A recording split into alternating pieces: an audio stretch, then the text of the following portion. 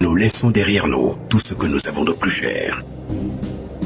Enfants, épouses, amis, pères et mères.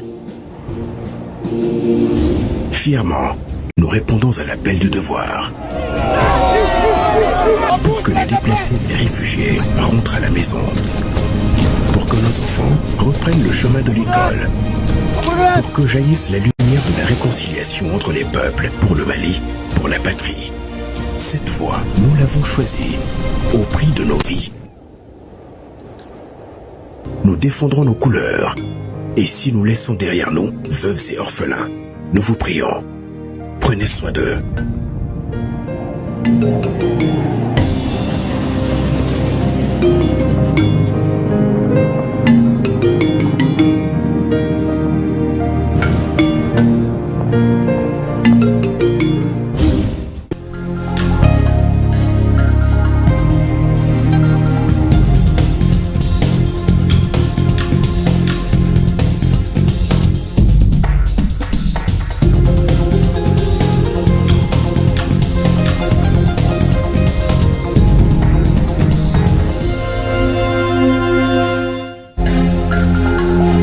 Mesdames et messieurs, bonsoir. Un seul titre pour cette édition.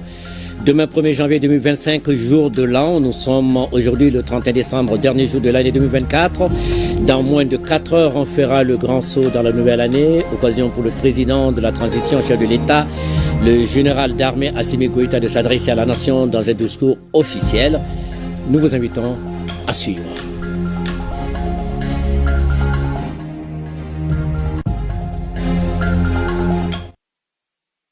Mesdames et messieurs, bonsoir. Bienvenue donc à ce journal. Journal avec un seul titre. Demain, c'est le 1er janvier 2025, jour de l'an. Déjà, nous sommes aujourd'hui le 31 décembre, dernier jour de l'année 2024. Dans moins de 4 heures, on fera le grand saut dans la nouvelle année. Occasion pour le président de la transition, le général d'armée Assimi Goïta, de s'adresser à la nation dans un discours officiel. Nous vous invitons à suivre le discours du président à la nation. À ton appel, Mali, pour ta prospérité, fidèle à ton destin, nous serons tous réunis. Un but, une fois, pour une Afrique unie. Si l'ennemi pour son front, au-delà ou au-dehors, des mots sur les remparts, nous sommes résolus de mourir pour l'Afrique et pour toi, Mali. Notre drapeau sera liberté pour l'Afrique et pour toi, Mali. Notre combat sera l'unité. Au Mali d'aujourd'hui, au Mali de demain, les chants fleurissent d'espérance, les cœurs vibrent de confiance. Maliennes, Maliens, mes chers compatriotes, hors du Mali, rendons grâce à Allah, le Tout-Puissant et le Tout-Miséricordieux, de nous assurer le passage à une nouvelle année, que je souhaite pleine de réconfort, de concorde et de prospérité pour notre chère patrie, le Mali. C'est avec un immense espoir que je m'adresse à vous, à l'occasion du traditionnel message à la nation du Nouvel An. Par-delà le respect de cette tradition, le passage à une nouvelle année constitue une heureuse circonstance pour examiner ensemble les résultats de nos efforts communs, mais aussi de prendre conscience des grands défis à relever qui sont les nôtres. Je voudrais aussi exprimer ma compassion à l'endroit des populations qui ont été victimes des graves inondations de l'année 2024. En 2024, nous avons consolidé la souveraineté nationale par des réformes courageuses et des initiatives stratégiques. Mes chers compatriotes, en portant un regard sur la vie de notre nation tout au long de l'année qui s'achève, nous pouvons être fiers de ce que nous avons accompli ensemble, malgré les nombreux défis qui se dressaient devant nous. De toute évidence, 2024 aura été une année de crise à travers le monde et dont les zones de choc ont considérablement influé sur la situation intérieure des États. Certes, notre pays a été beaucoup éprouvé, mais il s'est davantage aguerri et a su renforcer sa résilience face à la complexité des défis.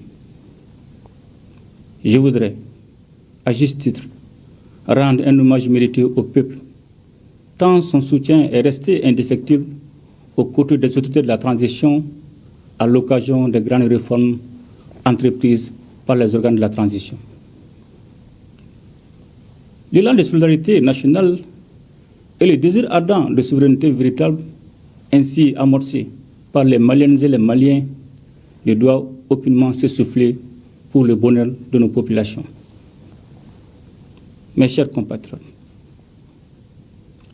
notre décision politique, appuyée en permanence par le peuple malien, a permis de consolider remarquablement la réforme de notre outil de défense. Les forces armées et de sécurité ont engagé et poursuivi au cours de l'année 2024 de vastes opérations de sécurisation de l'ensemble du territoire, notamment dans la région de Kidal, où des opérations spéciales ont porté un coup décisif à des chefs terroristes dans la localité de Tanzawatin. La coordination des opérations, les réformes ainsi que les partenaires stratégiques seront poursuivis conformément aux orientations politiques. L'année 2025 qui s'annonce sera sans doute celle de la consolidation des acquis opérationnels et de l'adaptation de l'outil de défense aux nouvelles menaces auxquelles notre pays et l'espace AIS sont confrontés. Pour y faire face, nous devons davantage renforcer notre capacité d'anticipation tout en continuant un redéploiement conséquent de forces dans le but de favoriser le retour de l'administration et des services sociaux de base, afin de préserver durablement l'intégrité de notre territoire. En ce moment précis, j'ai une pensée pieuse pour toutes les victimes civiles de la crise sécuritaire que nous traversons, à nos forces armées et de sécurité engagées dans les opérations et qui payent un lourd tribut pour la défense de la patrie. Et j'exprime la reconnaissance de la nation. Je voudrais également m'incliner sur la mémoire de tous les militaires qui ont consenti le sacrifice ultime. Mes chers compatriotes, dans le cadre de la promotion d'une gouvernance vertueuse et de la lutte contre la corruption et les atteintes aux biens publics, je recevais il y a quelques semaines les rapports 2023 du Bureau du vérificateur général et de l'Office central de lutte contre l'enrichissement illicite.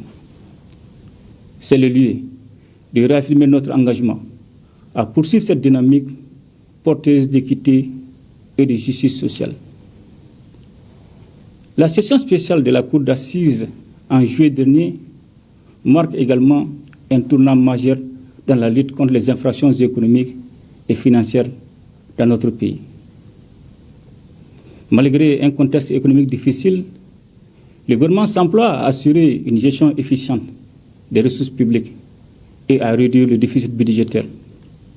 Dans le même temps, il a pris des mesures fiscales incitatives à l'endroit des opérateurs économiques pour garantir l'approvisionnement correct du pays en denrées de première nécessité à un prix maîtrisé.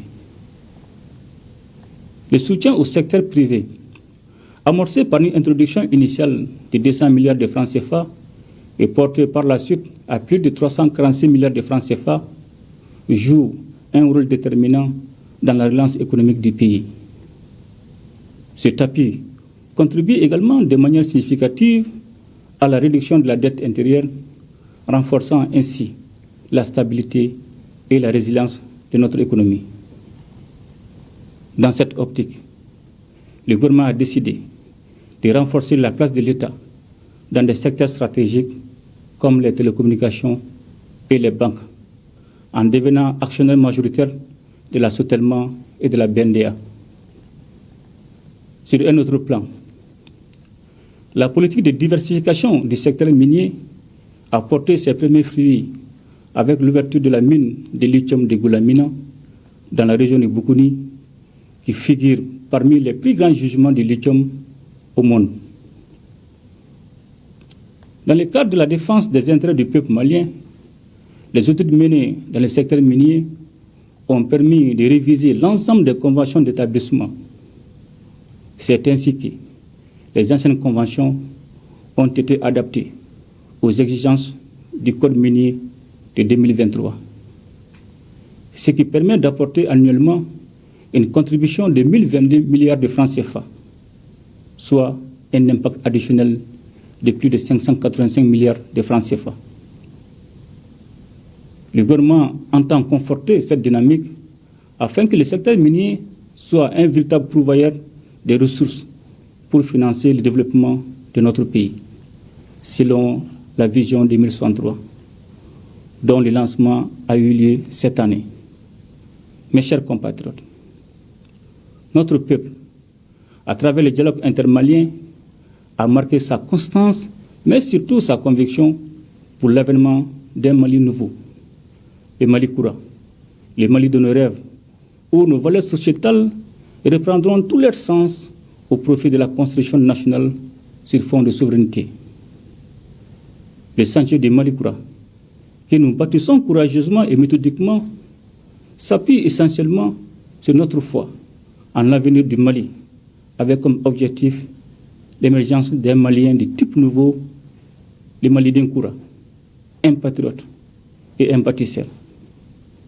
Fort de cette conviction, nous avons lancé en avril 2024 le programme national d'éducation aux valeurs qui vise à renouer avec nos valeurs traditionnelles et à les revitaliser face à la crise multidimensionnelle que traverse notre pays.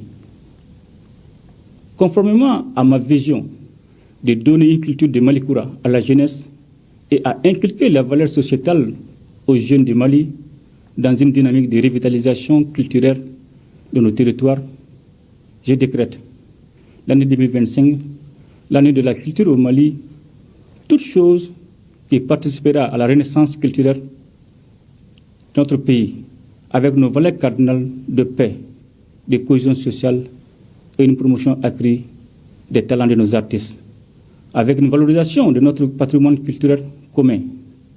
À cette occasion, j'invite les Maliens à revitaliser nos valeurs culturelles et à célébrer notre riche culture durant cette année 2025. Mes chers compatriotes, c'est avec beaucoup de peine que je vois nos populations confrontées à la crise énergétique qui dure depuis quelque temps. Les mesures prises pour sa résolution dans le cadre du mix énergétique renforceront sensiblement la fourniture de l'électricité dans notre pays.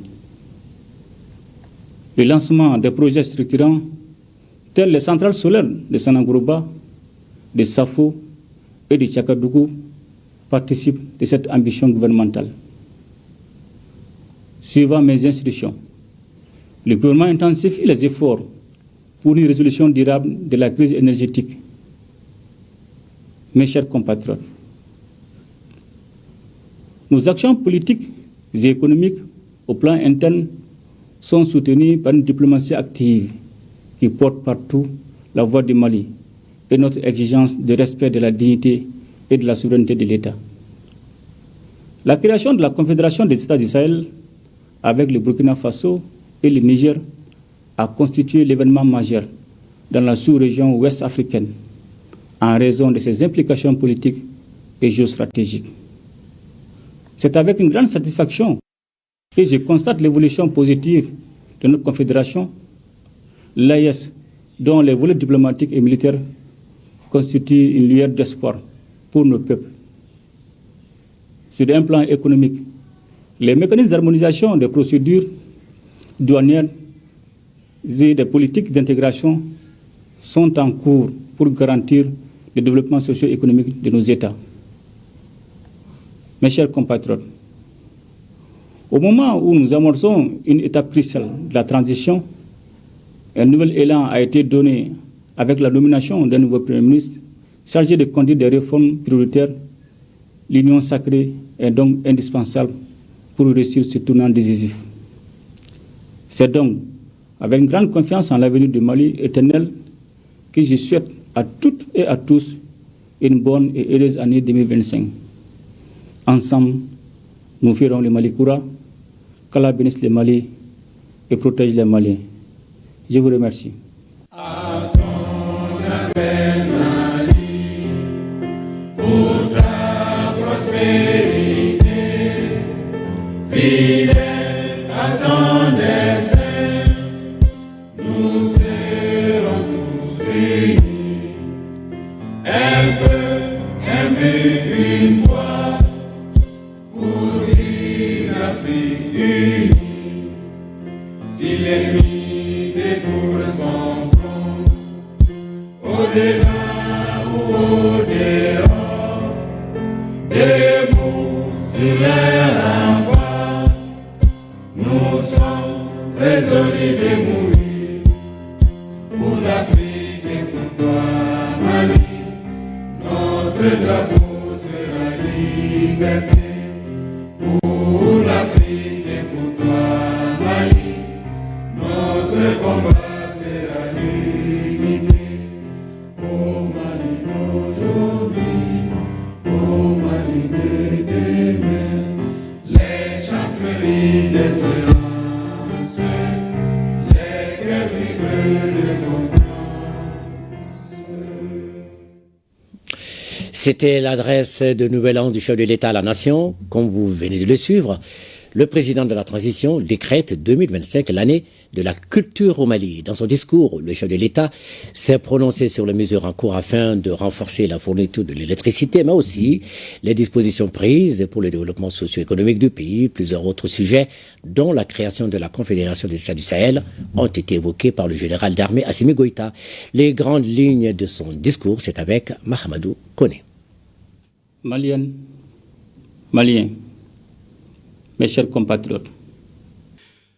Pour la 4e fois, à l'occasion du Nouvel An, le président de la transition adresse ses vœux à l'ensemble des Maliens. Des vœux pour que 2025 soit une année de grandes réalisations et de grands défis à relever pour la satisfaction de l'ensemble de ses compatriotes. Le discours de Nouvel An est aussi un moment de jeter un regard sur l'année qui s'achève. Pour le général d'armée Assimi Goïta, des résultats communs ont été enregistrés malgré les difficultés. Des réformes et initiatives ont permis de consolider la souveraineté, selon le chef de l'État, qui estime que les Maliens doivent être fiers de ce qui a été accompli. Le président de la transition salue la résilience des Maliens tout en leur rendant hommage pour leur soutien indéfectible à l'occasion des grandes réformes entreprises par les autorités de la transition. Il ne pouvait ne pas exprimer sa compassion aux victimes des inondations des mois passés. 2024, c'est aussi les vastes opérations de sécurisation du territoire national par les forces d'armée et de sécurité. Et le général Goïta de se féliciter de la consolidation de l'outil de défense et d'avoir une pensée pour toutes les victimes du terrorisme. La promotion d'une gouvernance vertueuse, la lutte contre la corruption et les atteintes aux biens publics restent des priorités pour les autorités de la transition. Les rapports 2023 du Bureau du vérificateur général et de l'Office central de lutte contre l'enrichissement illicite sont la réaffirmation de cet engagement qui va se poursuivre puisque cela contribue à plus d'équité et de justice sociale. C'est en tout cas la conviction du chef de l'État qui insiste sur la gestion efficiente des ressources publiques dans un contexte économique difficile. Pour donner un nouveau souffle aux finances de l'État, le Mali est devenu actionnaire majoritaire dans la société de téléphonie Sotelma et dans la Banque nationale de développement agricole BNDA. Le général d'armée Assimi Goïta se réjouit de l'inauguration de la mine de lithium de Goulamina. Ajoutez à cela l'adaptation des anciennes conventions minières aux exigences du nouveau code avec des retombées estimées à des centaines de milliards supplémentaires. Pour donner plus de vitalité à nos valeurs sociétales, le chef de l'État décrète 2025 l'année de la culture au Mali. Ceci devrait permettre de renforcer la paix, la cohésion sociale, mais aussi la promotion des artistes maliens et la valorisation du patrimoine culturel commun. Concernant la crise énergétique, le président Goïta dira que des mesures sont en cours pour renforcer la fourniture de l'électricité aux Maliens. La création de la Confédération des États du Sahel, regroupant le Mali, le Burkina et le Niger, constitue pour le chef de l'État l'événement majeur dans la sous-région ouest africaine. En sa qualité de président de la Confédération, le général d'armée constate une évolution positive, précisant que les volets diplomatiques et militaires de l'AES constituent une grande lueur d'espoir pour nos peuples. Ensemble, nous ferons le Mali Koura, qu'Allah bénisse le Mali et protège les Maliens.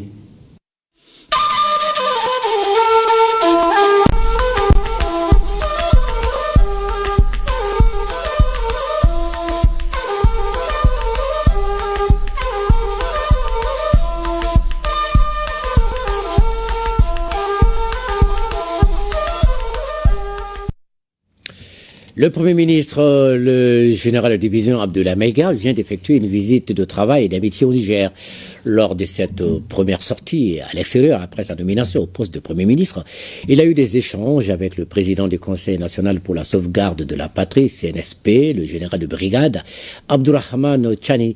Mais avant cette rencontre avec le chef de l'État nigérien, le Premier ministre malien avait assisté aux festivités de la 45e finale du championnat national de la lutte traditionnelle du Niger. Toujours au programme du général Maïga, cette autre rencontre avec ses homologues du Burkina Faso et du Niger. Ce cadre a permis aux trois premiers ministres de faire le point de la mise en œuvre de la feuille de route de la Confédération des États du Sahel. De retour de Niamey, nos envoyés spéciaux, Mamari Koné, Aïlou Touré. Les premiers ministres du Burkina Faso, du Mali et du Niger sont plus que jamais déterminés à mettre en œuvre la feuille de route de la Confédération des États du Sahel, AES. La preuve de cette détermination, les premiers ministres du Burkina Faso et du Mali effectuent une visite de travail et d'amitié au Niger à l'invitation de leurs homologues. Après des entretiens en tête-à-tête, les trois premiers ministres ont rejoint les différentes délégations dans la salle de conférence.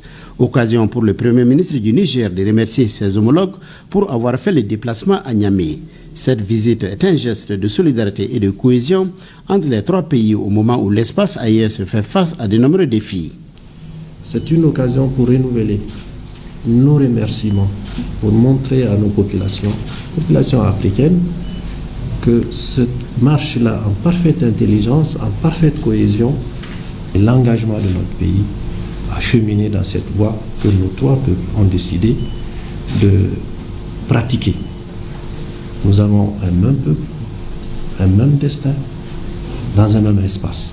La rencontre entre les trois chefs de gouvernement sert non seulement de prise de contact, mais surtout constitue une séance de travail entre le Premier ministre du Niger et les premiers ministres récemment nommés au Mali et au Burkina Faso. C'est une rencontre qui a été très fructueuse et qui nous permet donc d'envisager la mise en œuvre de cette feuille de route qui doit répondre aux aspirations des peuples de l'AES et surtout qui doit nous permettre, en tant que Premier ministre, d'être à la hauteur des missions que les trois chefs d'État, porteurs de cette vision historique, nous ont confiées. Et c'est sûr que dans les semaines et les mois à venir, on pourra donc se rendre compte de la mise en œuvre concrète d'un certain nombre de choses. Le Premier ministre, ministre de l'administration territoriale et de la décentralisation, a déclaré que tout sera fait pour la bonne mise en œuvre de la vision des chefs d'État.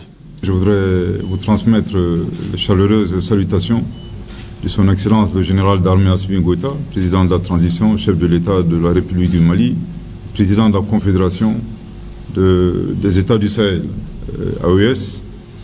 Ensuite, Monsieur le Premier ministre, à vous-même, je voudrais vous remercier très chaleureusement pour l'accueil qui a été réservé à ma modeste personne et à toute la délégation malienne.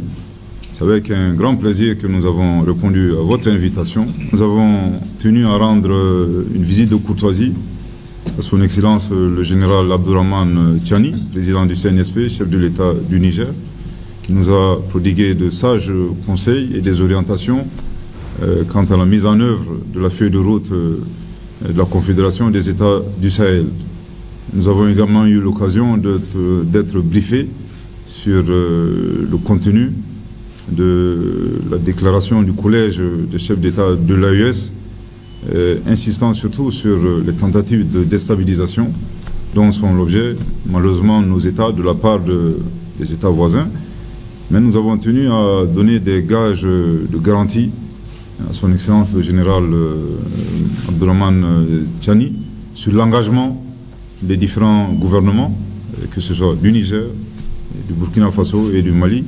Nous ne ménagerons aucun effort pour matérialiser la vision de leurs excellences, le capitaine Ibrahim Traoré, président du Faso, de son Excellence le général d'armée Assimi Goïta, président du Mali, et de lui-même, de son Excellence le général de brigade Abdourahmane Tiani, président du CNSP, chef de l'État et du Niger. À l'issue de nos échanges, de faire le point sur la mise en œuvre de la feuille de route portant les trois composantes, la diplomatie, la défense et le développement. Également, un autre plan, toute l'effectivité des comités nationaux AES qui ont été créés dans nos trois pays.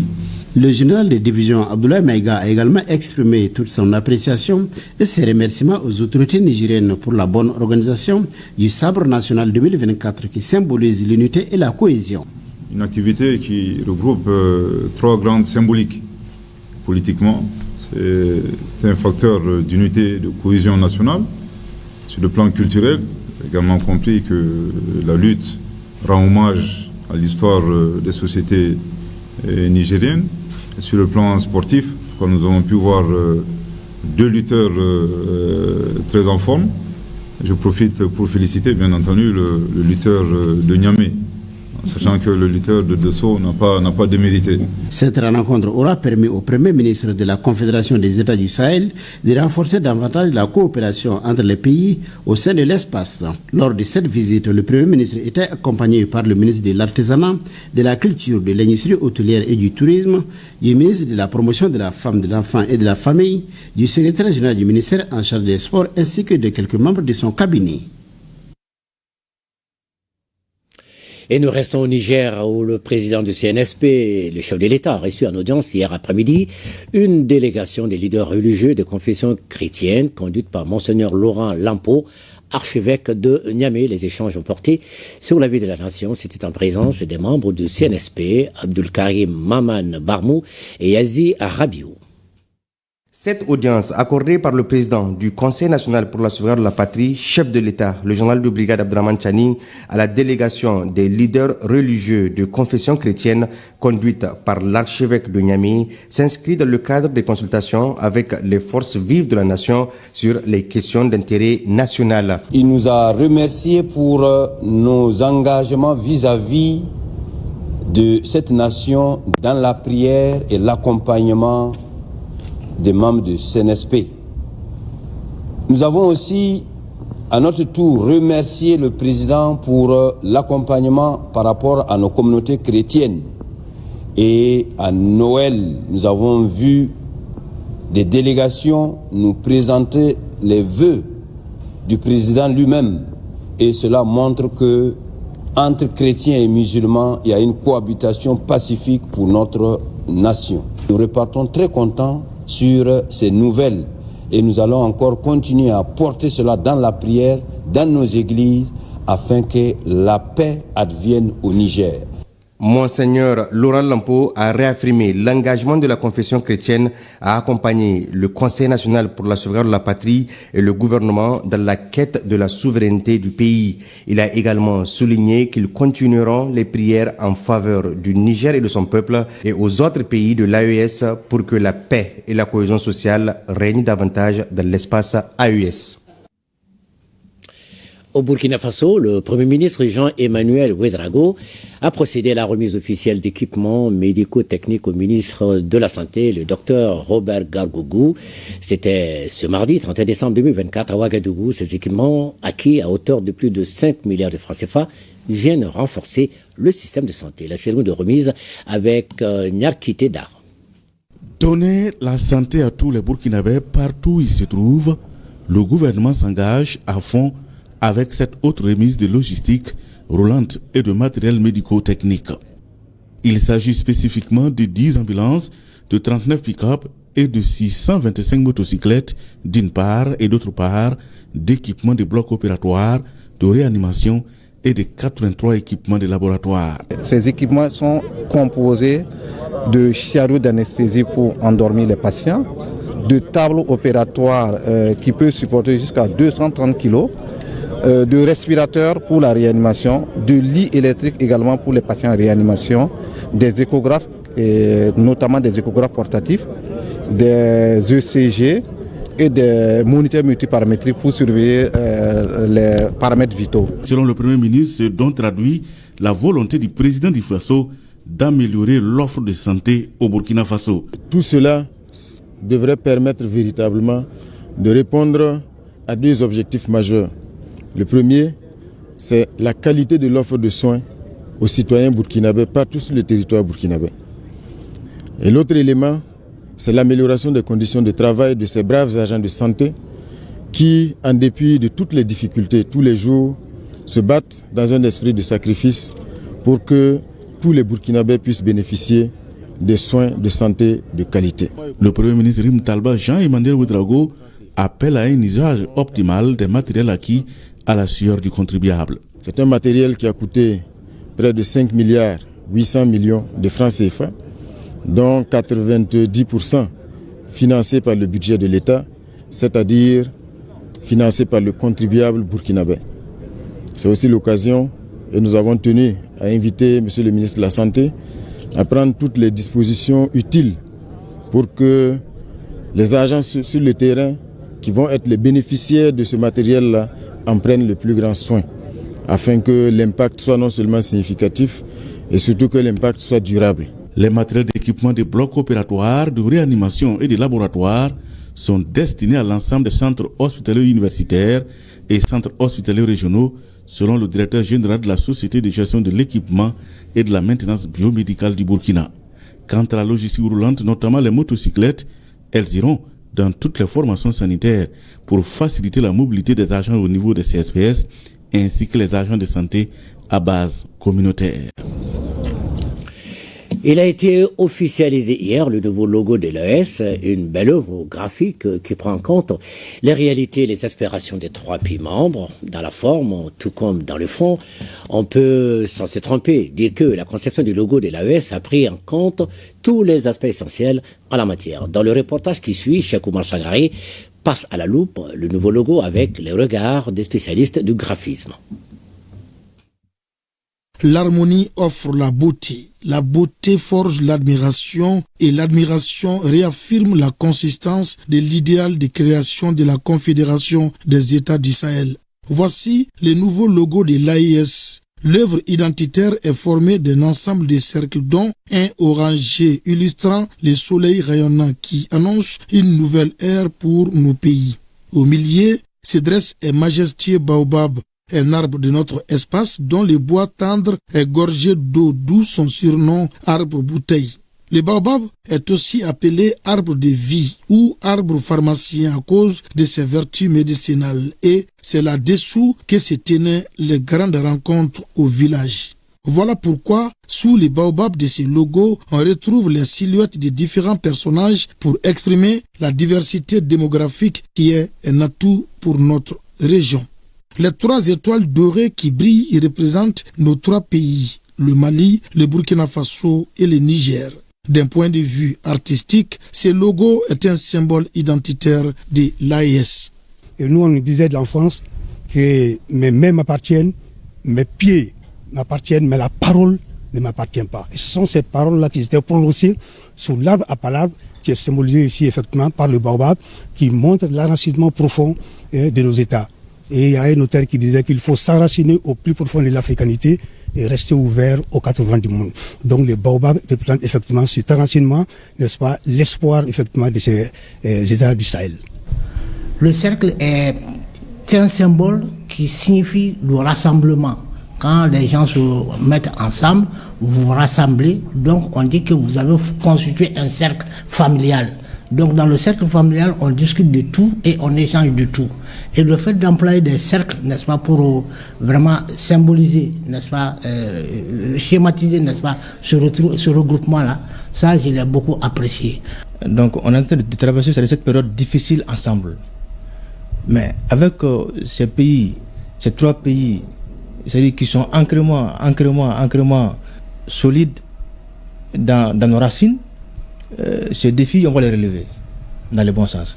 Alors ce logo, en réalité, ça englobe tout cela. D'un point de vue politique aussi, le logo est représentatif. D'abord, par la présence de la carte géographique de l'AES. Ensuite, parce que les couleurs nationales des trois pays sont ressorties. Et enfin, de par le caractère inclusif de la démarche qui a abouti à ces choix. En somme, les ministres en charge de la communication de l'AES et leurs directeurs techniques viennent de réussir une phase importante, celle qui dote notre espace d'une séduisante identité graphique.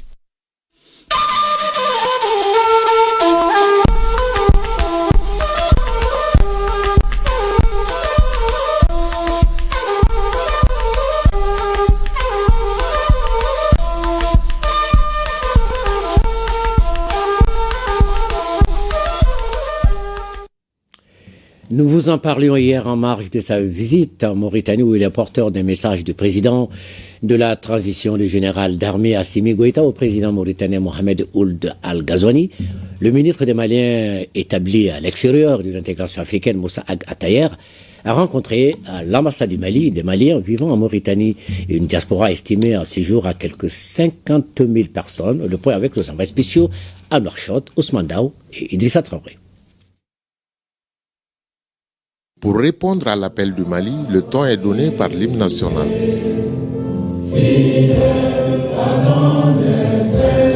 L'ambassadeur du Mali en Mauritanie fait étalage de l'apport des Maliennes à sa juridiction et aussi quelques difficultés dont l'obtention du titre de séjour. Estimée à 50 000 personnes, la communauté malienne établie en Mauritanie, qui est la deuxième en nombre après celle du Sénégal, exerce pour la plupart dans les secteurs informels de l'économie mauritanienne et a la double réputation d'être constituée de bons travailleurs et d'honnêtes personnes. Depuis 2012, pour des raisons de sécurité, le gouvernement mauritanien a pris un certain nombre de mesures, notamment l'instauration de la carte de séjour pour tous les étrangers vivant en Mauritanie, y compris les ressortissants maliens, entraînant ainsi des difficultés dans la mise en œuvre de la convention d'établissement et de libre circulation des personnes signée entre la République du Mali et la République islamique de Mauritanie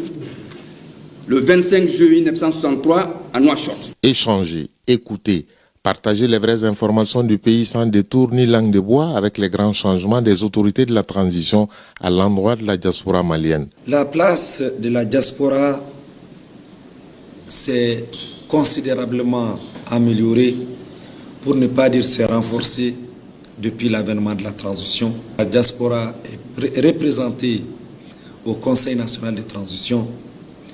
La diaspora est représentée au Haut Conseil des collectivités territoriales.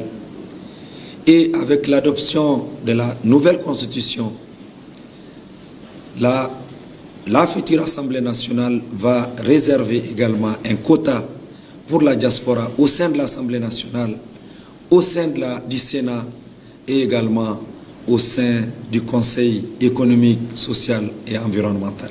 Tour à tour, par la voix de leurs représentants, les différentes associations maliennes en Mauritanie ont énuméré un certain nombre de préoccupations auxquelles le ministre a promis dans l'échange avec la Mauritanie de trouver des solutions. Le président de la transition, chef de l'État, a soumis une lettre de cadrage au gouvernement. Et cette lettre de cadrage est constituée de 8 points. Et dans les 8 points, au 7e point figure la protection, l'accompagnement, l'assistance des Maliens de l'extérieur.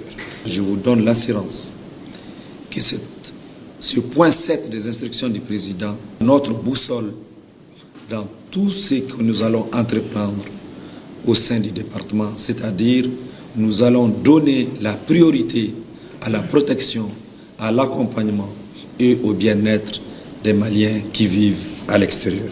Au sortir des échanges, les Maliens de Mauritanie ont réitéré leur accompagnement et soutien à la transition et le ministre de leur demander d'être toujours de bons ambassadeurs pour le pays, car pour lui, aucun Malien ne sera laissé pour compte. 2025, c'est déjà là. Alors, le Mali en 2024, que peut-on retenir de saillant? Voyons quelques faits et événements marquants de l'année qui s'achève. Rétrospective signée Ibrahim Traoré. Le Mali en 2024, que d'événements et de faits marquants. L'actualité est restée dominée par la situation sécuritaire du pays, avec autant de succès opérationnels des FAMA. On retient surtout la neutralisation du terroriste Abou Ouzeifa, dit Hugo, le 28 avril à Talatay, et de plusieurs cadres terroristes le 1er décembre dernier à Tenzawaten. Derrière ces victoires se cache l'acquisition d'importants équipements de dernière génération, notamment des drones TB2 réceptionnés le 4 janvier et des drones Akinchi en novembre. Le 17 septembre, l'armée repousse vigoureusement à Bamako une attaque terroriste contre l'école de la gendarmerie et l'aéroport. L'un des événements qui a retenu l'attention en 2024, la remise des attributs aux nouveaux généraux le 21 octobre. Parmi eux, le président de la transition élevé au grade de général d'armée et ses compagnons de lutte élevés au grade de général de corps d'armée. C'est l'une des recommandations du dialogue intermalien tenu du 6 au 10 mai à Bamako.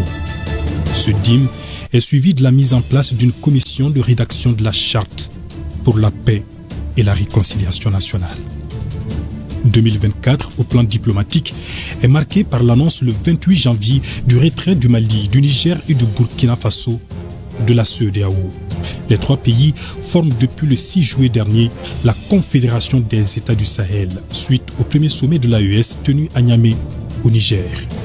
Le général d'armée Assimi Goïta en assure la présidence. Et ce 30 décembre à Bamako, le nouveau logo de l'AES a été validé et rendu public. Quelques jours avant le sommet de Niamey, le 25 juin, le président de la transition était en visite d'amitié et de travail à Ouagadougou, au Burkina Faso. Et le 30 mai, le président Goïta accueille à Bamako son homologue sénégalais Bassirou Diomaye Faye, suivi de la visite de son premier ministre, Ousmane Sonko, le 12 août. L'on note aussi le déplacement stratégique à Bamako du vice-premier ministre russe le 28 novembre. Le Mali diplomatique en 2024, c'est aussi la participation remarquée du président de la transition au 9e forum sur la coopération sino-africaine du 4 au 6 septembre à Beijing, en Chine. 2024 au Mali a été aussi une année d'inondation. Le 23 août, l'état de catastrophe nationale est déclaré pour faire face à la situation. Autre fait marquant, le 20 novembre, un décret présidentiel met fin aux fonctions du Premier ministre Choguel Kokala Maïga et les membres du gouvernement. Le lendemain, 21 novembre, le général de division Abdoulaye Maïga est nommé Premier ministre. Son gouvernement est formé le même jour. L'un des défis de cette équipe est la gestion de la crise énergétique que connaît le pays. Face à la situation, le chef de l'État lance les travaux de construction de 3 centrales solaires le 24 mai à Sanankoroba, le 28 mai à Safo et le 1er juin à Tchakadougou-Dialakoro. Autre action de développement, l'inauguration à Sikasso le 22 juin de plusieurs infrastructures et la pose de la première pierre de l'université polyvalente. À cela s'ajoute la mise en marche de la toute première mine de lithium le 15 décembre à Goulamina dans la région de Boukouni. Dans le cadre de la refondation de l'État, l'on retient le lancement le 23 avril du programme national d'éducation aux valeurs visant à revitaliser les traditions maliennes. Le pays a abrité aussi du 16 au 19 janvier les États généraux de l'éducation et du 17 au 19 décembre les États généraux de la santé. Le 19 juillet, lancement de la digitalisation des moyens de paiement et des services publics de l'État. Le 13 février, Malikoura Biométrie, nouveau système informatique souverain de gestion des données du RAVEC, est lancé. Au plan judiciaire, l'on note la session spéciale de la Cour d'assises de Bamako sur les crimes à caractère économique et financier, l'arrestation puis la libération de certains leaders politiques après 5 mois de détention, le démarrage des travaux le 19 décembre du siège de la Cour des comptes et l'inauguration de la Maison des avocats le 26 décembre. Côté religion, le 6 octobre, Monseigneur Robert Cissé est installé comme nouvel archevêque de Bamako. En sport, l'on retient la déception des Aigles du Mali à la CAN en Côte d'Ivoire. 2024 s'achève, 2025 s'installe avec son lot de défis, mais aussi et surtout sa lueur d'espoir.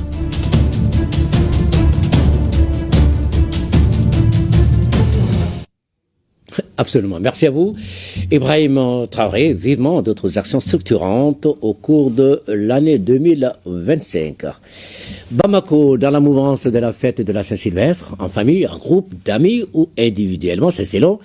Ils sont nombreux, très nombreux même, ces citoyens à préparer de vrais festins, des repas copieux, des agapes variées et très souvent au menu le poulet, dont les points de vente étaient pris d'assaut aujourd'hui, voire les jours précédents. Cependant, du côté des vendeurs de vêtements et autres parures, les clients ne se bousculaient pas du tout à la porte. Selon les commerçants visités par notre équipe de reportage, la conjoncture serait passée par là. Atmosphère de veille de fête dans la ville de Trois-Caïmans. C'est dans ce grand format signé Temoko Konaté et Yacouba Koné. La ville de Bamako sous un temps clément ce mardi, dernier jour de l'an. La population vaque à ses occupations, la grande majorité portant le regard sur la fête de la Saint-Sylvestre. Découverte du point de vente des poulets contigu au cimetière d'Amdalaï en commune 4 du district de Bamako, où l'engouement des clients s'est fait plus que jamais sentir. Un engouement motivé par les préparatifs de la fête de la Saint-Sylvestre, une fête attendue avec une admiration passionnée. Autour de ce point de vente, un ensemble d'activités génératrices de revenus. Certains s'activant à égorger parfois sans le moindre respect des règles établies, d'autres s'attelant à lever les plumes. Pour la fête, les clients ont commencé à venir depuis hier. Mes employés ont passé la nuit ici. Chez moi, les prix varient entre 2500 et 3000 francs. Les poulets sont un peu chers aujourd'hui parce que j'ai appelé mon client. Lui il me dit que les prix varient entre 4000 et 4500 quoi. Donc moi je vais me contenter de 6 poulets. Pour le réveillon, nous avons acheté du poulet, de la banane plantain, de la pomme de terre et de la laitue. Après le dîner, nous allons nous promener au boulevard de l'Indépendance. Alors que certains citoyens sont dans la pause sur des sorties pour aller à la découverte des endroits prestigieux de la capitale et retenant leur attention, d'autres envisagent une célébration dans la sobriété. Le menu favori demeure le poulet. Je reste en famille avec les neveux, les nièces et évidemment avec la femme. On va manger tout simplement. Donc, et nous souhaitons une nouvelle année. Ce qu'on a préparé, c'est pour les enfants. Donc depuis hier, elles sont en train de nous fatiguer. Donc il s'agit de préparer quelque chose afin qu'elles puissent fêter au moins à la maison. Comme quoi par exemple? Comme ils ont bien dit, le poulet à logo. Moi je compte acheter des poulets pour préparer dans ma famille, manger avec mon mari et mes enfants à la maison. Voilà, je ne compte pas sortir ce soir quand même. C'est justement cet état d'esprit qui semble atténuer l'effervescence dans les boutiques de vente de vêtements où tout tourne au ralenti. Il s'agit par exemple des robes moulantes pour des créatures à l'allure d'une oreille du jardin des délices éternels, des costumes pour les dandys et des jeans pour les jeunes garçons. Les prix des robes varient entre 15 000 et 40 000. Les vestes à partir de 40 000. Les chemises à partir de 10 000. Mais il faut reconnaître qu'il n'y a pas de clients. Même atmosphère de morosité dans les pressings, comme nous le confirme Naouma Traoré en charge de la gestion de cette entreprise. Avant, il y a 20 ans, il y a 30 ans, les gens se bousculaient quand même dans les pressings pour enlever les habits des fêtes, les vestes et consorts. Ceux qui n'avaient pas les moyens de se faire des habits neufs, c'est rien vers les pressings. Un constat général, la fête de la Saint-Sylvestre est une occasion de grande ferveur et de grande mobilité, car marquant le passage au nouvel an. Cependant, le fait de la conjoncture demeure perceptible, comme quoi chaque année a ses réalités. Voilà, veille du Nouvel An, les salons de beauté sont les endroits les plus prisés par les femmes et par les jeunes filles. Et c'est pour faire rayonner leur beauté, que ce soit les coiffures, les manucures, les pédicures, les tatouages. Tout est sollicité pour ce passage au Nouvel An. Notre équipe de reportage, dirigée par Mariam Koulibaly, a fait le tour de la ville. On regarde. La Saint-Sylvestre, réveillon de l'an, est aperçue pour de nombreux Bamakois comme une fête de grande envergure. Pour l'occasion, une touche particulière est mise sur la beauté féminine qui se veut rayonnante pour ces rendez-vous festifs, d'où l'affluence dans les salons de beauté. Si Djeneba Diakité est spécialiste à la pose de fossiles. À chaque fin d'année, c'est comme ça. Nous avons l'influence, les femmes viennent pour les fossiles, les ongles et les tatouages. Chacune veut être rayonnante devant son homme. Ils viennent pour faire le tatouage, les ongles, les fossiles, le maquillage, puis la coiffure. Pour la clientèle, ça va bien. On est satisfaite. Cette même affluence était de mise dans les salons de coiffure. Les clients là, on est satisfait pour les clients. Bon, les clients sont en train de venir au salon, donc on s'est bien coiffé aussi. Pour ce 31 décembre, on peut dire que ça va. C'est pas comme l'année passée, mais on travaille aussi. Il y a beaucoup de clientes qui sont là. Il y a beaucoup de rendez-vous qui ont été prises. Bon, franchement, la fête ça continue et ça se passe bien. Que ce soit pour les coiffures, les manucures, pédicures ou les tatouages, chaque femme exprime son choix avec ferveur. Je suis chez mon amie. Elle fait la pose de fossiles depuis plus de 20 ans. Elle fait partie des premières femmes qui ont commencé ce travail à Bamako. Je ne trouve satisfaction qu'avec elle. On fait tout ça pour nos hommes qui savent bien apprécier ces parures.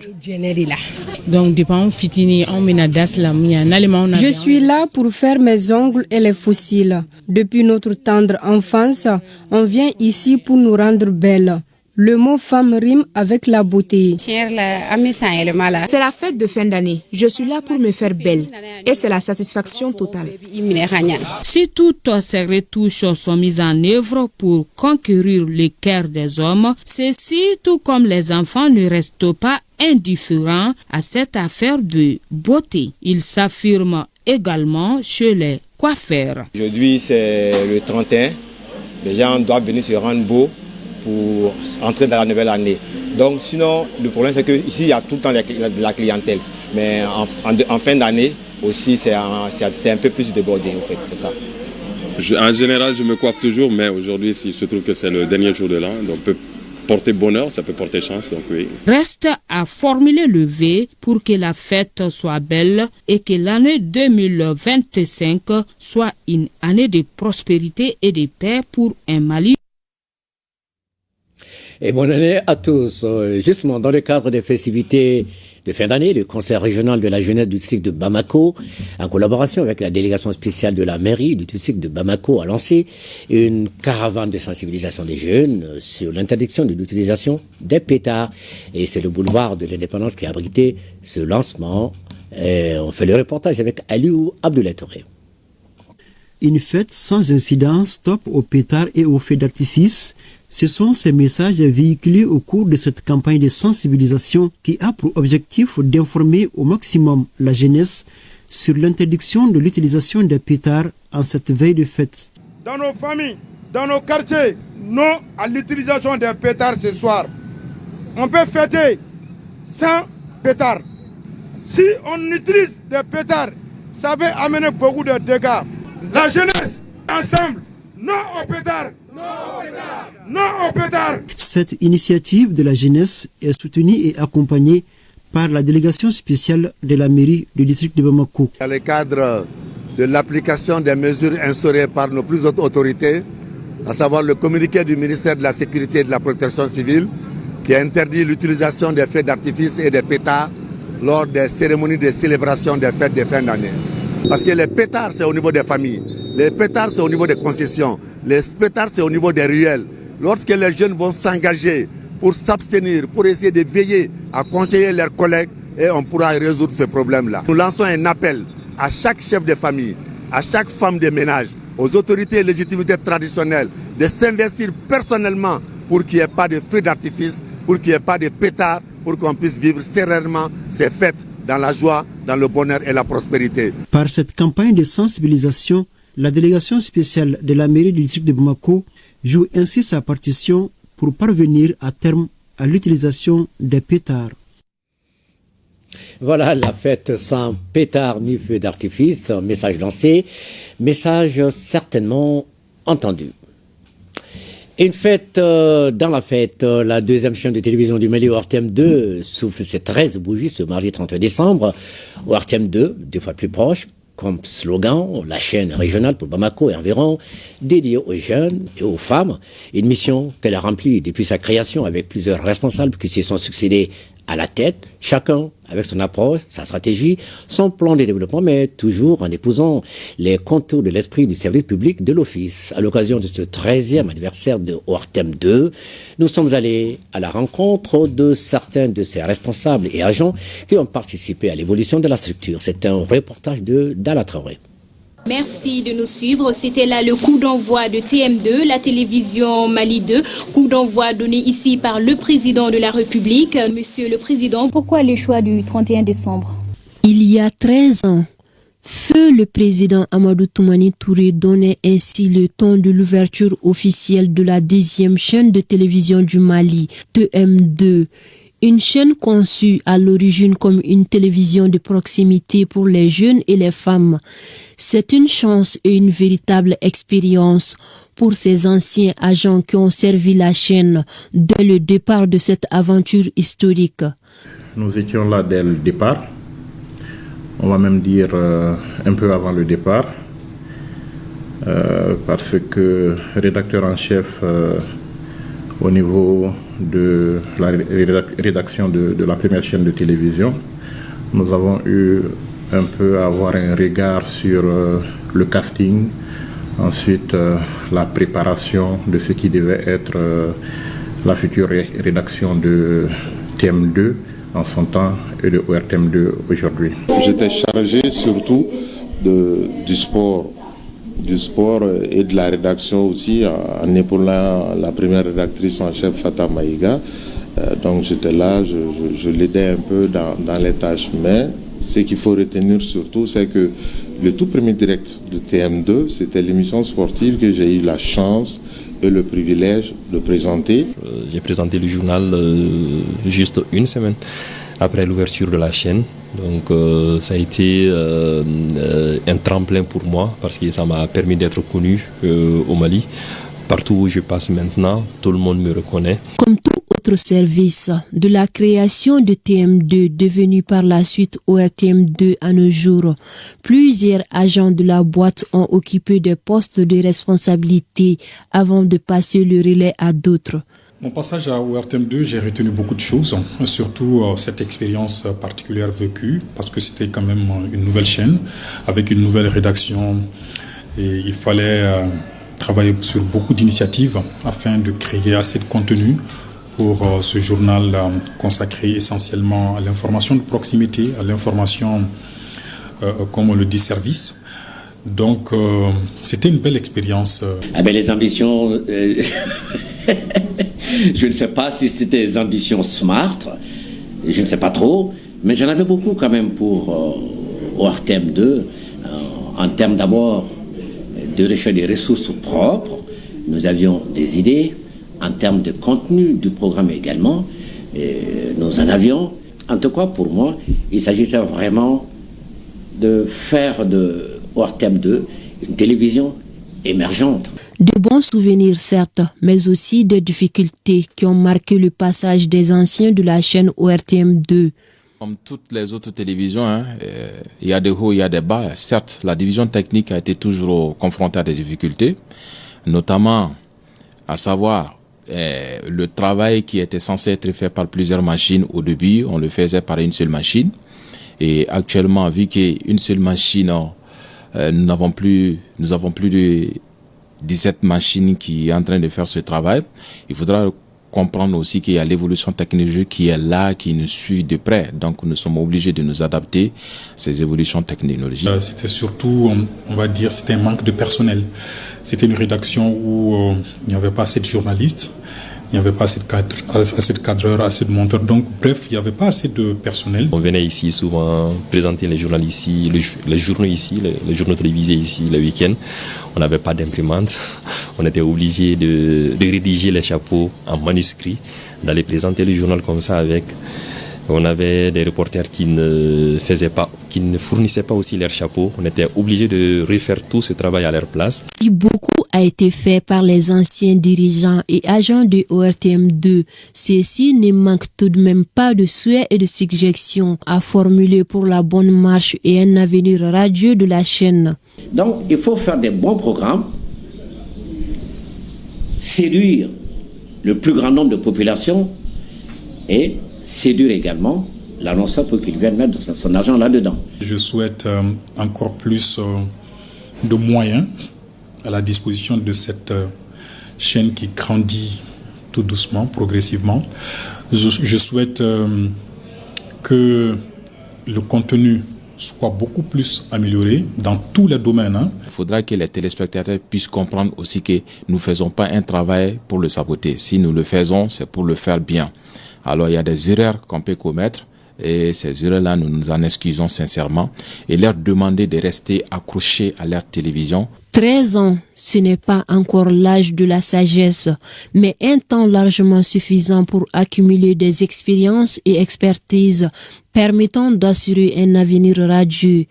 Joyeux anniversaire à ORTM2, la chaîne de télévision de l'avenir. Merci à vous, Dalla Traoré. Joyeux anniversaire à ORTM 2. Un rendez-vous dans l'agenda des téléspectateurs de l'ORTM depuis 2000. Ça s'appelle le Grand Show. Et c'était toujours en direct cette année encore. Le Grand Show de l'ORTM est au rendez-vous, mais enregistré en grand public dans les conditions du direct.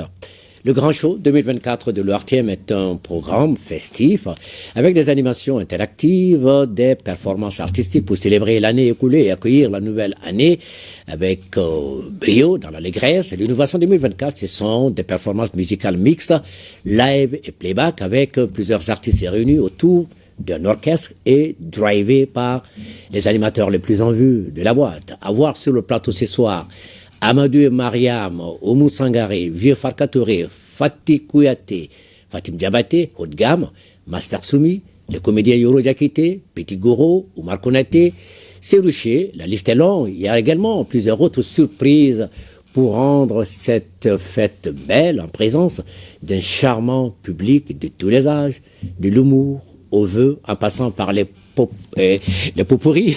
Les invités rejouent les moments marquants et drôles de l'année. Le format 2024 est un mix d'émotions, format qui offre une belle occasion de divertissement et d'interactivité.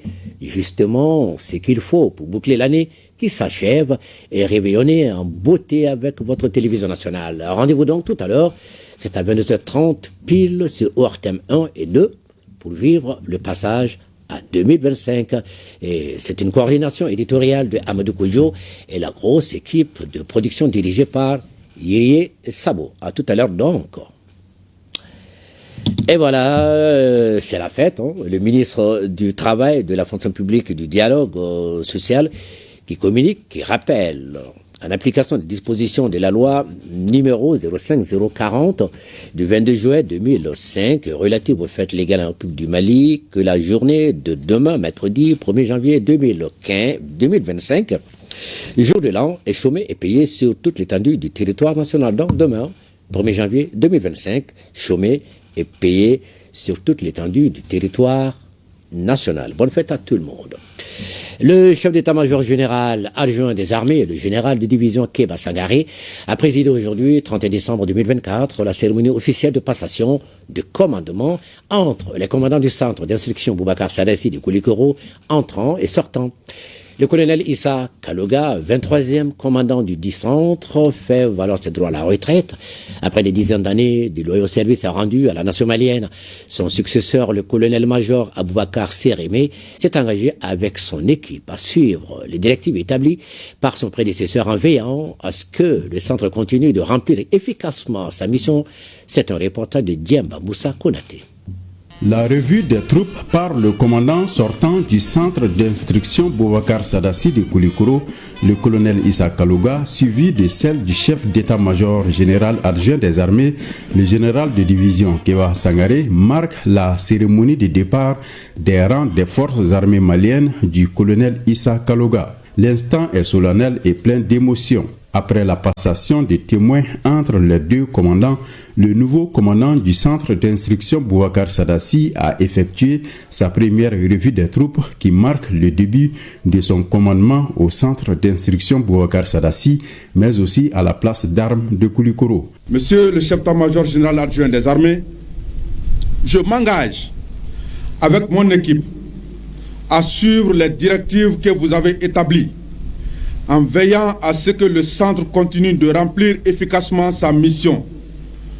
Nous redoublerons d'efforts pour former les militaires compétents, disciplinés et prêts à relever les défis sécuritaires actuels et futurs. C'est en restant unis, tout en accomplissant nos missions dans nos domaines respectifs, que nous pourrons atteindre nos objectifs communs. Le chef d'état-major général adjoint des armées, le général de division Keba Sangaré, a invité le 24e commandant du centre d'instruction Boubacar Sadassi de Koulikoro à tout mettre en œuvre pour l'atteinte des directives du chef d'état-major général des armées. Nous sommes dans une situation d'insécurité sans précédent et qui dit militaire dit formation. Et l'opération tire son essence dans la formation et l'entraînement des hommes. C'est pour cela que les directives du chef d'état-major général des armées, sur les traces de nos devanciers, être en autonome pour la sécurisation de notre pays et surtout de l'espace de l'AES. Le gouverneur de la région de Koulikoro, le colonel Lamine Kapori Sanogo, a décerné une attestation de reconnaissance au colonel Issa Kaloga pour services rendus pendant des décennies ayant contribué au maintien d'un niveau d'excellence au sein du centre d'instruction militaire Boubacar Sadassi. Le Parlement des enfants du Mali a désormais un nouveau bureau de 42 membres. Il est dirigé par Fatoumata Diko, dite Di Moussa Kane. Son objectif est de consolider les acquis du bureau sortant et surtout forger un nouveau type de parlementaire pour la défense des droits des enfants. Le bureau est donc investi de 2 mandats qui couvrent la période donc investi pour un mandat de 2 ans. Voilà, période 2025-2026. Batrerie. C'est Fatoumata Diko, dite Di Moussa Kane, cette titulaire de la 11e année sciences économiques, qui dirige désormais le bureau du Parlement des enfants pour la mandature 2025-2026. Elle succède au sortant Imran Ag Mohamed. Pour la nouvelle présidente, des avancées ont été enregistrées par le bureau sortant dans la lutte pour la protection et la promotion des droits des enfants. Il s'agira à présent d'œuvrer à la consolidation des acquis et de préparer un type nouveau de membres du Parlement des enfants. Nous envisageons de bâtir un Parlement des enfants qui sera représentatif de tous les enfants du Mali.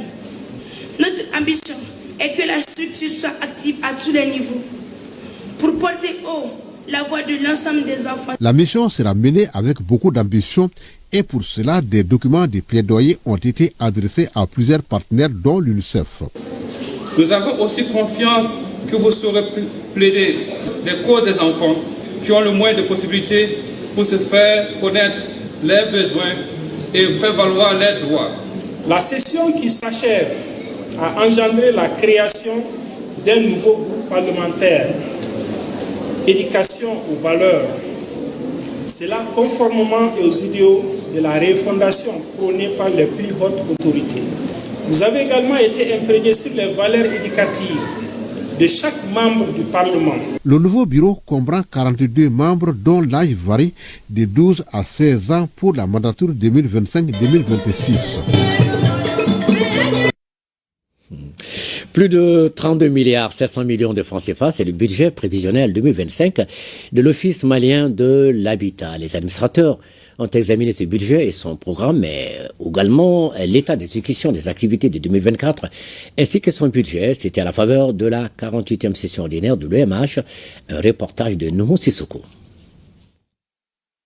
Au cours de cette 48e session ordinaire du conseil d'administration de l'OMH, Office malien de l'habitat, les administrateurs ont passé au peigne fin le budget de 2025 et ses activités. Un budget et un programme réaliste reflétant les attentes des citoyens. Le projet de budget pour l'année 2025 est équilibré en recettes et en dépenses à 32 milliards 706 484 305 francs CFA, dont 19 milliards 945 119 474 francs consacrés au financement de l'habitat, soit 60,98%. La nouvelle orientation stratégique axée sur le prêt acquéreur marque un tournant dans la gestion de nos programmes. Ce modèle qui repose sur des conventions avec les banques réduit la dépendance au financement public et porteur d'espoir, même s'il nécessite une planification minutieuse. Plus de 19 milliards de francs CFA, c'est le coût de réalisation des activités de l'année 2024 sur une prévision de près de 34 milliards, soit un taux d'exécution de 56,97%. Cependant, il est essentiel d'évaluer ces résultats à l'aune des objectifs, à savoir les programmes de logements sociaux ont-ils été exécutés dans les délais, les bénéficiaires ont-ils effectivement ceux qui ont eu le plus besoin, les procédures administratives ont-elles respecté les normes de transparence et de bonne gouvernance. L'OMH en tant qu'établissement public est au service exclusif de la population et chaque décision de la structure doit obéir à cette exigence selon le ministre de l'Habitat. Merci à notre reporter Nuhu Sissoko. C'était là son dernier reportage pour moi l'actualité, parce que ce chevronné reporter disponible fait valoir ses droits à la retraite à partir de ce 1er janvier 2025. Il n'est d'ailleurs pas le seul à raccrocher. Et notre départ vous sera annoncé dans cette édition. Mais avant, voyons la 12e session ordinaire du conseil d'administration de l'agence de promotion touristique du Mali, qui s'est tenue hier 30 décembre dans sa salle de conférence. Le projet de l'année 2025 est fixé à 1 milliard 362 millions 321 000 francs CFA, soit une légère baisse par rapport à l'année 2024. Un compte rendu de Ibrahim Kaoukonaté et Mbarakou Maïga. Cette 12e session ordinaire du conseil d'administration de l'agence de promotion touristique au Mali est essentiellement budgétaire. Le projet de budget 2025 est équilibré en recettes et en dépenses à la somme de 1 milliard 362 321 000 francs CFA contre 1 milliard 452 806 000 francs CFA, soit une baisse de 6,22%. Du point de vue mobilisation des ressources financières, donc ce qui fait que nous n'avons pas été en mesure d'atteindre les résultats escomptés. Donc c'est une situation un peu générale. Mais cette session, nous la plaçons sous le signe de la résilience, mais également d'optimisme. 2024 a été une année particulièrement difficile pour la structure. Malgré ces difficultés, l'APTM a pu obtenir quelques résultats satisfaisants. Le succès des opérations militaires sur le terrain augure de belles perspectives pour l'industrie du tourisme, qui constitue d'ailleurs le baromètre pour le retour de la paix et de la stabilité dans notre pays. Je voudrais saluer ici les efforts de la direction générale de l'agence en ce qui concerne les démarches de crédibilisation et ses projections financières, avec une tendance baissière observée au cours de ces dernières années. Parmi les activités phares de 2025 qui seront adoptées par les administrateurs au cours de cette session, on peut citer l'itinéraire touristique avec les pays de l'AES, le tourisme interne ainsi que le voyage intégrateur. L'Union pour la démocratie et le développement, l'UDD, se porte bien, et même très bien en tout cas. C'est l'avis de son premier vice-président. Cette déclaration a été faite à la 13e conférence nationale du parti couplée au 3e congrès du mouvement des jeunes de l'UDD qui s'est ouverte ce samedi à la Maison des aînés de Bamako. Par ces rencontres, l'UDD entend renforcer sa présence sur la scène politique nationale et cela en vue des prochaines échéances électorales. Plusieurs partis politiques amis sont venus apporter leur soutien à l'UDD. Un reportage de Mamadou Fane. L'Union pour la démocratie et le développement, UDD, à la rencontre de ses militants à l'occasion de sa 13e conférence nationale. Une conférence couplée au 3e congrès du mouvement de la jeunesse du parti qui se tient dans un contexte difficile pour le pays. Mais le parti de la Colombe garde néanmoins l'espoir avec la nouvelle dynamique de dialogue amorcée par les autorités de la transition. L'Union pour la démocratie et le développement s'engage à s'investir résolument dans cette dynamique, conformément à la feuille de route du Premier ministre, le général de division Ablaye Maïga, à qui il a été demandé d'œuvrer à l'apaisement du climat social. Dans son discours d'ouverture de cette 13e conférence, le vice-président de l'UDD a lancé un appel aux autorités de la transition. Le processus électoral doit marquer un tournant décisif pour une démocratie apaisée et crédible. Nous plaidons pour des élections libres, transparentes, inclusives, où chaque Malienne et Malien pourra exprimer sa voix. Au-delà des élections, il nous faut attaquer aux causes profondes des crises qui traversent notre pays.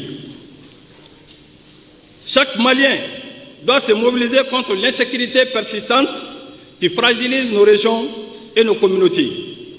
Chaque homme politique doit apporter sa proposition pour sortir des inégalités économiques, sociales qui menacent la cohésion nationale. Ces défis nécessitent un leadership audacieux, une vision claire des forces vives du Mali. Au sortir de cette conférence et du congrès des jeunes du parti, les responsables de l'UDD feront des propositions concrètes pour le renforcement des assises du parti dans le pays. TapTapSend, l'application mobile de transfert d'argent est désormais lancée au Mali. Le partenariat signé à cet effet entre Orange Money et TapTapSend a été dévoilé à la presse. Il s'agit surtout de faciliter le transfert d'argent de la diaspora aux familles bénéficiaires ici au Mali. Youssouf Diakité est allé voir pour l'actualité. Ceci est une bonne nouvelle pour les utilisateurs de la monnaie électronique. Le transfert d'argent de la diaspora, c'est désormais en un clic avec ce partenariat que l'application de transfert d'argent TapTapSend vient de nouer avec Orange Money. La direction de TapTapSend est désormais installée au Mali, au grand bonheur de la diaspora malienne et les familles bénéficiaires. Le partenariat avec TapTapSend est un partenariat qui permet aux Maliens qui sont installés en France, en Espagne, en Italie, aux États-Unis, au Royaume-Uni, en Arabie Saoudite et d'autres pays dans le monde, ça leur permet d'envoyer de l'argent vers les comptes Orange Money et leurs proches qui sont ici, les bénéficiaires, peuvent retirer l'argent gratuitement. Aujourd'hui, tous les Toucaranquais ont décidé, ils ont choisi que c'est TapTapSend leur solution pour pouvoir envoyer de l'argent à leur famille au Mali. Aujourd'hui, nous célébrons 2 ans de partenariat, 2 ans d'union de 2 structures qui placent au cœur de leurs activités le bien-être des Maliens. La réception tardive des fonds envoyés par la diaspora au pays est donc désormais un mauvais souvenir. Prévu par l'article 15 de notre code pénal, une personne est en état de récidive lorsqu'elle commet une nouvelle infraction après avoir été condamnée pour une première infraction similaire. Très fréquente, la récidive a des notions voisines comme par exemple la réitération, le concours idéal, le concours réel et le concours de qualification. Voilà des termes quelque peu ésotériques pour le grand public. En tout cas, tout sera clarifié dans ces reportages par Garibou Pérou. En général, les lois imposent des peines plus sévères contre les récidivistes tout en ayant à l'œil les conditions et les éléments constitutifs de la récidive. Voyons maintenant la notion de la récidive avec Garibou Pérou et Thierry Camara. C'est dans notre chronique judiciaire. Simple ou légale, la récidive au sens juridique du terme est une notion qui tient compte du passé pénal d'une personne. Le concept soulève les questions juridiques et sociales. Pour qu'il y ait récidive, il faut certainement la réunion de plusieurs conditions. Cette notion est prévue par l'article 15 de notre code pénal. Il y a ce qu'on appelle une condamnation. La loi exige que la condamnation soit pénale.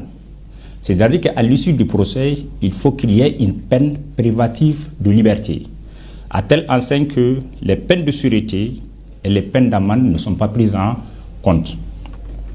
Il y a ensuite ce qu'on appelle une condamnation définitive. C'est-à-dire qu'il faut une peine passée en force de chose jugée. Peu importe que la peine soit exécutée, c'est-à-dire que les peines avec sursis, qu'elles ne soient pas exécutées ou bien qu'elles soient graciées. La seule condition, c'est qu'elles ne soient pas amnistiées. Parce que l'amnistie suppose que l'infraction n'a jamais eu lieu. Il y a ce qu'on appelle le renouvellement de l'infraction. Ici, on exige seulement que l'infraction soit postérieure à la condamnation. Il n'est pas nécessaire qu'elle soit de la même nature. Il y a la récidive criminelle et la récidive délictuelle. Dans la récidive criminelle, la loi permet au juge, lorsque l'individu en face de lui est en état de récidive, de prononcer la plus grande peine, c'est-à-dire que la réclusion criminelle à perpétuité. En matière délictuelle, lorsque la première infraction est susceptible d'être condamnée de 1 an, la loi permet d'avenir au double. La récidive a des notions très voisines. C'est le cas par exemple du concours idéal. C'est une situation dans laquelle un individu commet plusieurs actions qui peuvent faire l'objet de poursuites judiciaires. C'est le cas de l'individu en état d'ivresse qui brûle le feu, injurie un policier et tamponne un piéton. C'est ce qu'on appelle le cumul idéal d'infraction. C'est différent de la récidive où vous avez renouvelé une infraction. Ici, par la même action, vous commettez plusieurs infractions. À côté du concours idéal, il y a aussi le concours réel. C'est la situation où une personne commet plusieurs infractions après avoir été condamnée. Ici, il s'agit de la commission d'infractions successives qui ne sont pas séparées par des condamnations. Contrairement à la récidive où on exige d'abord qu'il y ait une condamnation, ensuite une nouvelle infraction. Nous avons aussi le concours de qualification. Ici, le récidiviste commet un nouvel acte criminel. Dans le cadre du droit pénal, le concours de qualification entraîne une augmentation de la peine. C'est le cas de l'individu qui commet une escroquerie avec l'émission d'un chèque sans provision. Vous avez l'escroquerie qui est une infraction à part. Vous avez aussi ce qu'on appelle l'émission de chèque sans provision qui constitue une infraction à part. Ici, la loi dit qu'on procède à la plus haute expression pénale. C'est-à-dire qu'on retient l'infraction la plus lourde en matière de peine. Il y a lieu donc de faire beaucoup attention dans ce genre de dossiers, surtout quand il s'agit des dossiers d'instruction. Tu vois, il est écrit sur le mandat récidive. Mais le juge n'a aucun élément pour vérifier réellement si la personne avait été condamnée ou bien si l'infraction pour laquelle on a dit récidive est en cours. Alors que si c'est en cours, la récidive ne joue pas. La récidive, on dit, n'intervient qu'après condamnation. Que la personne soit condamnée ou pas, il suffit qu'il y ait condamnation. C'est-à-dire une condamnation définitive passée en force de chose jugée. Mais pour une infraction qui est en cours de jugement, on ne peut pas parler de récidive. L'élément principal de la récidive, c'est qu'il fait qu'il y ait une première condamnation, ensuite la commission d'une nouvelle infraction. La récidive est un phénomène terriblement présent. Il serait mieux de mettre en place les approches beaucoup plus intégrées afin de prévenir la criminalité et améliorer la sécurité dans la société. Et voilà une carrière, une profession, une maison. Jeudi 16 décembre 1993, mardi 31 décembre 2024, 31 ans sur le plateau de Mali Actualité, des journaux, radio, TV, des débats, des interviews, des magazines, 31 ans de reportage au Mali, à l'étranger, comme envoyé spécial sur tous les continents pour apporter la nourriture quotidienne d'information à ceux qui nous écoutent et à ceux qui nous regardent. 31 ans dans la maison de Bozola, pas un seul jour ailleurs. Travail des journalistes, pas que. Directeur de marketing et de la publicité, directeur de la 2e chaîne de télé, Wartem 2. Un parcours rendu possible grâce à Dieu, grâce à la bénédiction de nos parents et aïeuls, grâce aux collaborateurs à l'interne comme à l'externe, et surtout grâce à vous, mesdames et messieurs, auditeurs et téléspectateurs de l'ORTM. Grâce à vous, nous avons voyagé ensemble à travers les âges, à travers les événements, pesants ou plaisants, par tous les temps. Merci à vous, mesdames et messieurs, les téléspectateurs et auditeurs de l'ORTM, pour vos nombreuses congratulations pendant les 365 jours de l'année, ce qui constitue pour nous 365 médailles tous les ans. Et voilà, 31 décembre 2024, le bateau qui a levé l'ancre, un certain jeudi 16 décembre 1993, arrive si heureusement à bon port. Mesdames et messieurs, mes chers collaborateurs, journalistes, administrateurs, techniciens, chauffeurs, la hiérarchie, secrétaire de rédaction, nos stagiaires, bref, l'ensemble des acteurs de ce travail d'information à leur terme, travail qui est la forme la plus achevée du travail collégial. Hommage aux anciens qui ont guidé nos premiers pas. Merci à vous. Merci à vous tous. Merci est bien plus petit mot pour vous signifier ma gratitude pour cette tranche de vie que vous avez densifiée par vos contributions. Aujourd'hui, 31 décembre 2024, dernier journal de l'année, également le dernier 20 heures que Ibrahim Djomélé, que tous appellent affectueusement le Big, a eu l'immense plaisir de présenter sur l'ORTM. Bonne heureuse année 2025 à vous tous, une année lumineuse pour notre pays, une année lumineuse pour le monde. Merci.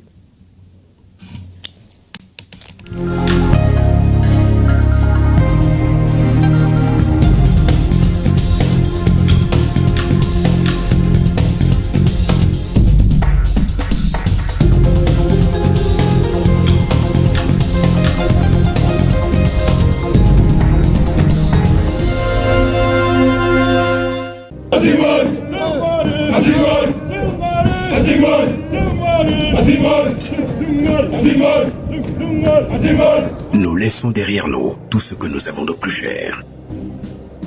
Enfants, épouses, amis, pères et mères.